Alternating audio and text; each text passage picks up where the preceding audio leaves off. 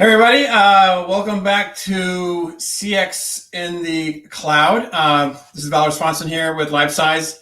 Glad you guys are joining us here for today's discussion. Must have a connected experience. The connection inspection, where your agents and technology become your customer's best friend. So as you guys know, we always like to have fun with these titles and then we kind of pull it all together at the end. But let's remind everybody how we got here, where we're going, and look back at the three takeaways from last week. So first of all, the CXC series that we're going through right now in the slide, I want to remind everybody that last week we went through a channelless experience, and today we're racing towards the sharing of the concept of a connected experience. And then we're next week going to be talking about how to have a effortless experience, not necessarily how to have an effortless experience, but actually that you must have one. So again, I want to remind everybody about the must-have bits. So this is dedicated to all the leaders out there that are looking at their current platform or considering a platform, and at the minimum, what must you have in order to have a customer experience differentiated? So a channelless experience, connected experience, and effortless experience. And then following on that, we're going to talk about, well, how do you build a business case for these things? And then once we get through that little mini internal mini series, we're going to talk about how do you evaluate your next CCaaS provider so that you actually are getting these must-haves so that you can have a customer experience differentiated. So let's talk about last week. We talked about the channelless experience, which is basically omni-channel, and an omni-channel with another layer on top of it, another layer of functionality, another layer of freedom from rules. And so just to kind of remind you here, quick slide, to show that it's basically based on the customer focused and being customer focused and not channel focused. So our friend here, Steph Hicken, I'm not sure if I'm pronouncing that correctly, but all the customer wants are to connect with the company. It's not about the channel, it's about making the connection, which is we're going to talk about today. Exciting stuff. And so to make it easy, so the number one is to make it seamless, make it ubiquitous, and also make it channel-less. So those are the three takeaways from last week. And again, there's a blog out there and a video that fully explains that to you guys so you can get deep on understanding what we were talking about last week. So let's set the scene today. So we talked about the title here is the connection inspection. It's all about your circle of friends. Who are your real friends? Do you have really like 200 friends or 1,000 friends? Remember on Facebook, we had like 1,000 friends, and that was like that meant something, but it really didn't mean anything. The average span of good close friends are probably around 2 or 3, maybe 4 that you can really get deep with about what's going on. And of course, you talk to those friends through technology. So when was the last time you inspected that a level of friendship that you're actually providing your customers? Now think about it. Your best friend for life, BFF. Are you the BFF to your customer? And so think about your best friend. Okay, just everybody kind of close their eyes. Think about that person, whoever that is, Sam, Susie, Bob, Bill, Michael, whatever name comes up to your mind. But what makes them a best friend? What really makes them like that cool person that you can tell them anything? The fungus on your toe, whatever issue you're having, you can tell them that, that problem that you're having so that they can help you resolve that. And so that's a reason why, not to talk about the fungus on your toe, that's the reason why that you want to be viewed as your customer's best friend, because they want to come to you to have their problem solved. And they want that problem solved with a level of empathy and a level of understanding, a level of detail about their history and the things that they've done and, things that you've done because you're talking to your best friend. And based on them knowing you, they can kind of predict how you're going to react to certain things and the decisions that you're going to make. And then, of course, they're going to respect the advice that you give them, maybe in a purchasing situation here, if you're talking about business to consumer, consumer to business. But what does that mean, from a standpoint of business-wise, though? Let's not get too far down the puppy dogs, rainbows, and butterfly thing with best friends for life, best friends forever. But basically, what that translates to is customer lifetime value. It's a key business measure, CLV. And basically, what it means is that the customer, because they like you, because they had a good experience with you, because you're their best friend when it comes to purchasing this or that, or getting advice on this or that, that they're going to want to spend more time with you, right? So that could be equated to more money with you. and they're going to spend a longer period of time with you, which means more months with you. So again, you might be getting about 20 pounds or $20. I'm here in London, by the way, $20 or $30 from that customer every single month. But why not get to a situation where you're upselling, cross-selling, or providing services to them that get them up to $40 per month? And not only that measure, but the measure of how long they're with you. So a customer might churn out after 18 months. They might churn out after 20 months. But how do we get them to a stage where they're actually churning out or never churning out after 30 months? And what does that calculation mean if you were to increase everything by 10% and increase the duration by another 10%? What would that mean if you lay that across all your customer base as far as revenue is concerned? Think about that. That's big money. And that big money is predicated on the experience that they have with you as their best friend. So basically increases customer loyalty. So how do we do that? And, what does that mean, a connection inspection? We're going to talk about that here in a second, but let's do the factoids, because you guys know I always like to give you a few numbers here to either to inspire you or to scare you a little bit about what's going on out there. So 64% of consumers expect the companies to respond and interact in real time, not later time, but real time. And then you got 63% of the consumers out there say they'd like to switch brands if they're treated like a number. You don't want to tell your friend about your issues and they're just like, oh, just get over it. You're going to get downgraded from the best friend status.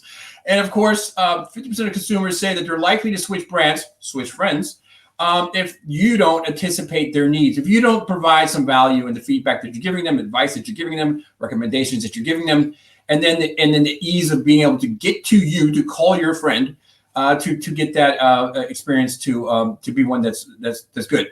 And then one other little factoid out there that was on the slide I just want to point out, and that's the 61% of consumers say technology, and this is the key here, which is what we're going to be talking about. 61% of the consumers say that technology is redefining their behaviors. So we're going to unpack that here. So connected experience. Now, there's two paths of discussion that I could go down today, right?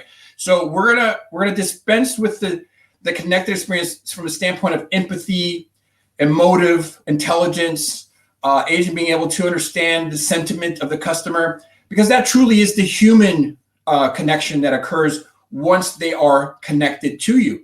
And that comes through technology such as speech analytics, sentiment analysis, post call or a little bit later, surveys on customer effort, which we'll be talking about next week, by the way, and or the customer net promoter score, which is their value, and if they're going to tell their other friends about how cool of a friend you are. And of course, you want to be the best friend ever in life to your customers, so that they're telling all their buddies about that at the barbecue. Now, so how do we do that? Like, how does that work? And what I'd like to submit is that the customer wants a personalized experience. Now, personalized experience, as we talked about before, is not just that you are being very understanding of what they need in the moment, but you're also able to predict what they need. You're able to advise what they need before they might even call you. So you might, proactively reach out to them to say, hey, it's time to check the filter on whatever contraption that you might have sold them before they realize that they actually have to do that. So they see that, oh, wow, this company, my good friend here is actually advising me on something that I need to do. Nice little reminder here to make sure that my equipment is running correctly and smoothly, and I'm getting the best experience out of the product or service that I've purchased. So you can't get too personal.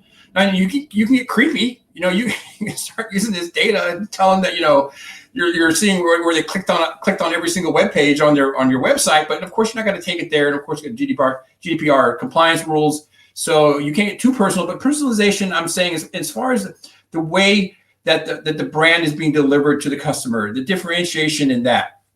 And that it's a seamless, and each engagement is relevant, and there's potentially a value add that occurs every time the customer touches base with you, regardless of channel.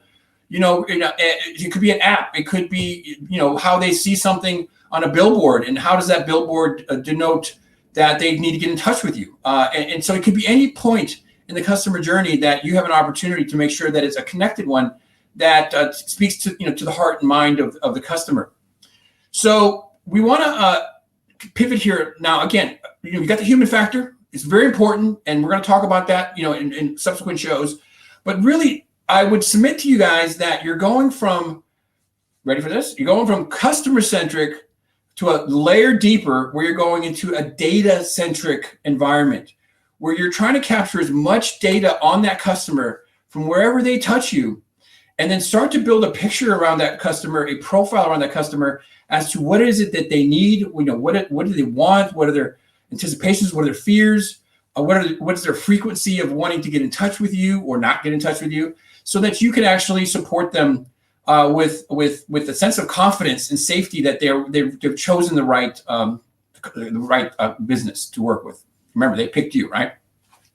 So that number 2 here is to operate in real time. Okay, the sooner that you can address the customer's issue through maybe a chatbot or an AI that can take them to the answer real time, the happier the customer is going to be. If you recall from our earlier presentations, we were talking about that the number 1 thing that the customer wants is speed to resolution. They don't want to be lingering around like, is my best buddy going to call me back and tell me what I need to do regarding this problem I'm having in my life? No, they want you to pick up the phone right then and then tell them right there what it is that they need to know, so that they can get on with the next thing that there's in the order of business that they have in their world. You want to use technology such as machine learning, and that's, one step kind of below AI. I would submit that there's not real AI in the contact center, but machine learning is getting to that point where every time the customer has an iteration with you, you're starting to understand, oh, well, they interacted this way, then I responded that way, then I did this way. So the robots, the AI chatbots start to learn exactly how to respond to the customer, so that it's a much more smooth and fluid transaction and conversation and engagement than it normally would be. And you want to build on a trusted platform. And that goes back to the whole thing about must-haves on your CCaaS platform, so that once the customer is interacting with you, is all the information that you have available at your fingertips put into effect, so that the customer can get things done that they need to get done. So why is this important? Well, it's quite important because a disconnected customer data leads to a disconnected customer experience. So if you don't have but maybe 30% of what you could know about the customer invoked into the touch points and available to the agent to address when they're talking to the customer, then the customers, they start to have to repeat themselves. Johnny, like you're talking to your best friend, I just told you about this problem I was having last week. Why am I having to tell you this story all over again? I don't want to spend my time telling you about my woes every time I talk to you. I want you to help me, with some advice here on what I need to do. What shirt should I be wearing? Is this the right size? And so does translate into technology, does the platform provide a means to do that? So pivot to video, being able to share screens at the same time, and make some advice that's really personal. And that advice is relevant because they like white shirts versus black shirts when they're doing their purchasing. So you've got that virtual concierge type thing going on there, that white glove treatment that your customers are thriving for.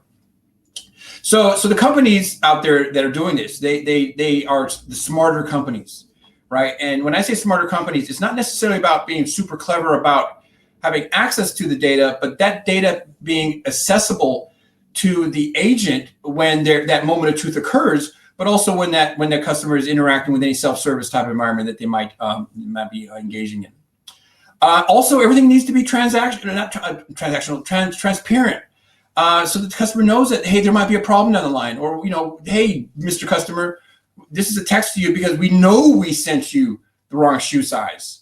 And so, are you making sure that there's post-quality checks after the customer's engaged with you, to ensure that the things that you promised them you're actually following through on those things by using the technology to reach out to them versus being passive aggressive, and waiting for them to reach out to you. Everybody hates a passive aggressive friend, right? So waiting for them to reach back out to you to say that something was messed up, and allowing the customer to use the technologies and the connection points and the channels to be channelless in a way that they want to. So omnichannel, a true omnichannel platform, it provides the opportunity for you to be able to do that. Now, again, the last one here on this is the customers are demanding that everything's fast-paced, that they're fully available, that the agents are fully available when and necessary for transactions. So the last thing you want to do as a best friend is not, do that whole thing where you're trying to avoid picking up the phone. If only I could have a chatbot talk to Susie when she keeps calling and complaining about, her life problems. That way I don't have to talk to her. But the reality is that, you need to make sure that at whatever appropriate point in that customer journey, that customer can pop out and talk to a real person, so that the next level of connected experience, which I talked about earlier, is the sentiment, empathy, and emotive intelligence, which is critical. And part of that, if you kind of flip it over to the technology from the customer standpoint to the agent standpoint, what does the agent have at their disposal in front of them, easily accessible, all in one place, so that they can respond to the customer's ebbs and woes and issues as they're happening in real time? Not like, oh, we'll get back to you, or call us later once we've investigated the situation, or hold on, I have to pull that quality recording or that video recording when you showed me that we sent you the wrong shoe size on the video. I can do that right now and say, oh yeah, absolutely, and this is what's happening with the status of the new shoes being sent out to you, or whatever it might be. So if you think about this, guys, customers left to their own devices, right? They will always pick and choose what they find it has the least effort. But if you want that to be really sticky, you want to use as much data as you can so that you can anticipate what that customer is wanting and needing. Now, I know this goes without saying, especially in different parts of the world. Again, I'm in London, UK, basically spent most of my career in the US, but came over here 10 years ago. And in the UK specifically, and in most of EMEA, in Europe, a lot of places, I don't know what the percentage is, but a lot of places, they don't offer 24-hour, 7 days a week service. And I recall in my days of running contact centers in the US, you needed to be available 24 hours, 7 days a week, so that the customer can connect to you in the first place, because otherwise they're going to go to somebody else. And there's all kinds of business models that say, listen, yes, we normally we're not open 24 hours a day, but there are students out there, there are home workers out there that would love to work from a shift from 7 in the evening to 2 at night, or from 11 o'clock at night to 7 in the morning. And the value of the customer loyalty, or the that personal experience of like, oh, wow, they're open right now for me to reach out to them. I don't have to wait till tomorrow because I've been spending all day working. Then I spent the rest of the evening taking care of the kids and make sure they're put to bed. And then finally between 8 and 10 o'clock, I have an opportunity to take care of some personal business. And then I find that the business that I want to take care of my personal business with, they're closed. Not cool at all. So start with being available 24 hours a day so that they can actually get a hold of you.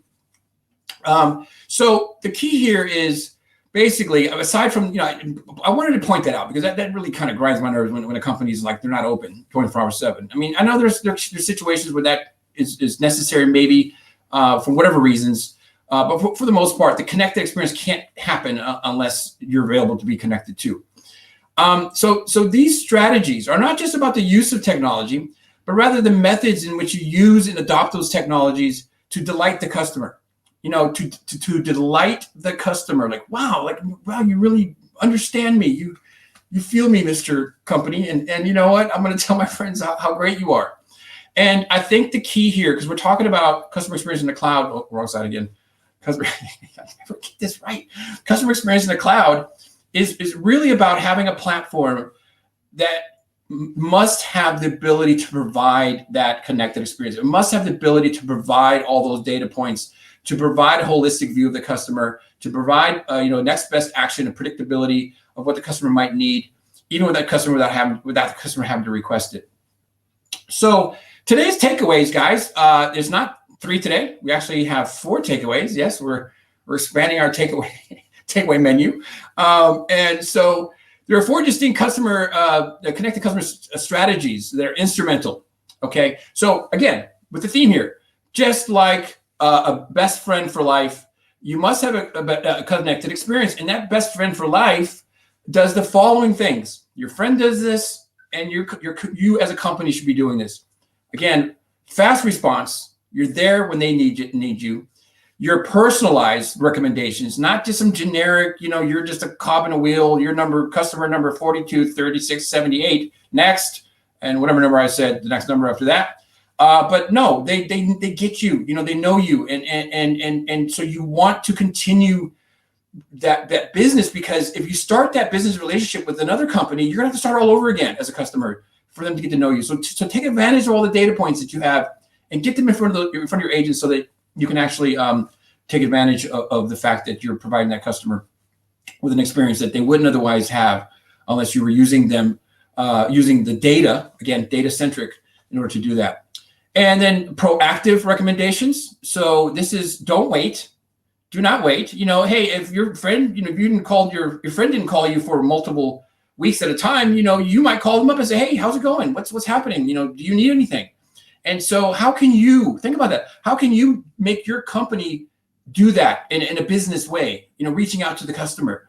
So looking at the intervals in which they purchase something, looking at the intervals of how they use things, or seasonality of their purchases, or even the technical issues that they might have.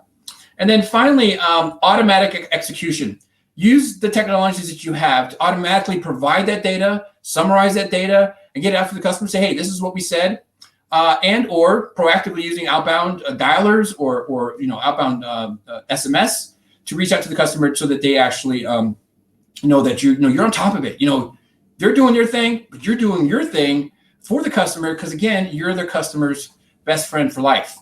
Best friend for life. Okay, think about that. That's really like a KPI, right? KPI measure. What's your best friend for life index? Anyway, guys, listen. So that's today's show, Connected Experience. I hope this was helpful. Hopefully it expanded some of your thoughts on this. And there are ways to do this, and there are platforms out there that support that. So, of course, I'm going to do a shameless plug right now because we're really excited about our new website. Guys, you got to go check it out. We've got all kinds of information in there that takes these thoughts and the previous thoughts and future thoughts, wide and deep, and with some practical applications of it. And again, if you need an assessment or somebody to chat with, hey, I want to be your best friend. If you want to talk to me about some of the challenges that you're having, give us a call, and we will be more than happy to set up a meeting with you to discuss these things. And again, next week, show is going to be about the effortless experience, where we make it nice and greasy and frictionless. And how does that work?